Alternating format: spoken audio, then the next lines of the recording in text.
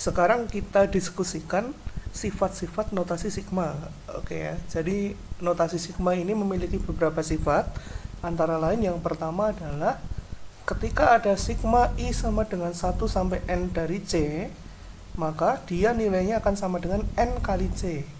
Di sini C-nya itu konstanta ya. Jadi angka. Bisa 1, 2, 3, setengah, 5/2 dan lain-lain. Pokoknya angka gitu ya. Sifat kedua masih sama, tetapi di sini bedanya batas bawahnya terserah M sampai N. Kalau tadi kan batas bawahnya 1 ya, sampai N. Kalau bawahnya M sampai N, berarti nanti akan sama dengan N min M plus 1 hasilnya dikalikan C. Jadi batas atas dikurangi batas bawah, tapi ditambah 1 dulu. Di sini C-nya juga konstanta atau angka ya.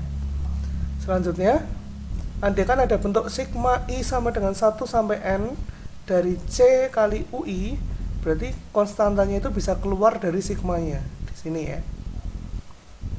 Di sini C-nya konstanta.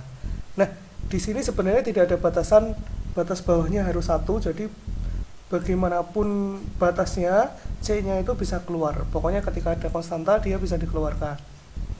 Selanjutnya, ada sigma dari UI plus minus VI itu bisa dipisah gitu ya.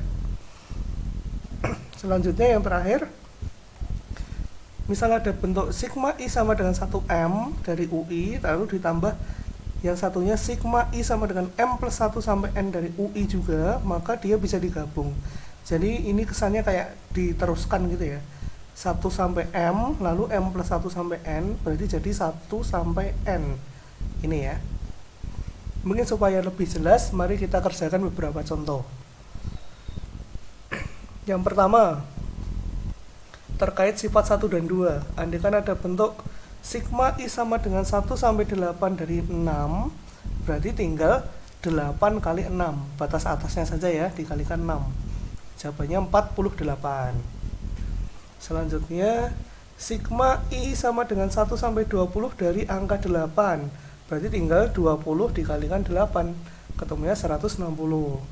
Begitu juga misal ada kayak gini, 1 sampai 100 dari 4, berarti 100 kali 4, 400 gitu ya. Selanjutnya, andaikan batas bawahnya bukan 1.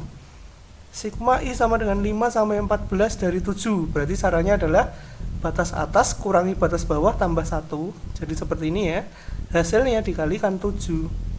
Berarti ketemunya 10 kali 7, 70. Satu lagi, misal sigma I sama dengan min 2 sampai 5 dari 4. Berarti ya batas atas dikurangi batas bawah. Berarti 5 min 2. Hati-hati di sini jadi positif ya. 7 tambah 1 berarti 8 kali 4, ketemunya 32. Oke, seperti itu penggunaan sifat 1 dan 2.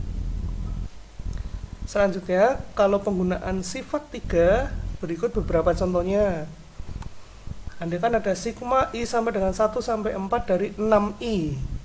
Nah, di sini kan ada konstanta, di sini ada indeksnya. Nah, angkanya ini bisa keluar dari sigma. Nanti berubah jadi gini, 6 kali sigma I sama dengan 1 sampai 4 dari I. Berarti nanti kita kerjakan ininya, sama dengan 6, sigmanya berubah jadi 1 tambah 2 tambah 3 tambah 4. Berarti nanti 6 kali 10 ketemunya 60. Andaikan satu contoh lagi, misal ada sigma K sama dengan 1 sampai 5 dari 8 per K. Nah, 8 per K ini kan bisa kita ubah menjadi 8 dikalikan per K gitu ya. Nah, 8 ini bisa keluar juga dari sigma. Nanti jadi seperti ini. Nah, berarti nanti sigmanya kita kerjakan menjadi 8 dikalikan 1/1, 1/2 sampai 1/5. Berarti ketemunya kita samakan penyebutnya, hasil akhirnya 274/15. Satu lagi, misal ada sigma N sama dengan 1 sampai 20 dari 3 kali N kuadrat. Sama, berarti angka 3-nya bisa dikeluarkan, nanti jadi seperti ini. Sigmanya kita masukkan menjadi 3 kali 1 kuadrat sampai 20 kuadrat. Lalu untuk menghitung 1 kuadrat sampai 20 kuadrat, kita gunakan rumus deret kuadrat. Seperti ini ya. Nanti kalau kita hitung hasilnya 8610. Nah, berikut penggunaan sifat yang keempat. Contohnya misal ada 2 nih. Sigma I sama dengan 1 sampai 4 dari N kuadrat plus 6. Jadi sifat keempat tadi kan bisa dipisah gitu ya. Jadi kalau ada sigma I sama dengan 1 sampai 4 dari N kuadrat plus 6, ini bisa dipisah masing-masing. Sigma depan ditambah sigma belakang. Jadi ini ya. Untuk intervalnya sama. Berarti nanti berubah menjadi sigma I sama dengan 1 sampai 4 dari N kuadrat ditambah sigma I sama dengan 1 sampai 4 dari 6. Kalau yang depan diuraikan menjadi seperti ini. Kalau yang belakang gunakan sifat 1 tadi ya, 4 kali 6. Jadi ini, nanti kalau kita hitung hasilnya 54. Begitu juga kalau tanda minus juga sama, berarti nanti berubah menjadi sigma depan dikurangi sigma belakang. Nah, supaya lebih sederhana lagi, ini angka 2-nya bisa kita keluarkan dari sigma seperti sifat sebelumnya tadi menjadi 2 kali kayak gini dikurangi sigma 1 sampai 5 dari 5. Yang depan kita masukkan berubah jadi deret bilangan asli, yang belakang gunakan sifat pertama tadi 5 kali 5. Kalau kita hitung ketemunya 5. Oke, cukup jelas ya. Sekarang yang terakhir, kalau sifat 5 itu semacam diteruskan gitu ya. Jadi sigma I sama dengan 1 sampai 4 dari N pangkat 3 ditambah sigma I sama dengan 5 sampai 10 dari N pangkat 3 juga. Jadi UN-nya sama.